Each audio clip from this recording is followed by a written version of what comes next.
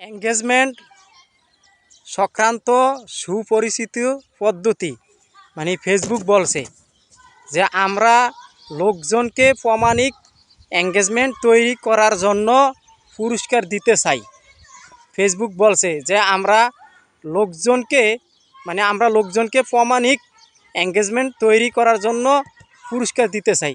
তা আসলে তারা দেখেন এঙ্গেজমেন্টের ক্ষেত্রে কোনোটি আপনাকে সমর্থিত হতে সাহায্য করে। মানে আপনি এঙ্গেজমেন্টটা যে বাড়াইবেন এবং ওই যে দেখেন কাইকিটেরা দেয় মানে বড় 1500, 1000, 5000 মানে আপনারা এই এঙ্গেজমেন্টটা তৈরি করবেন, এটা পূরণ করতে পারবেন, তাহলে ফেসবুক আপনাদেরকে একটা বোনাস দিবে।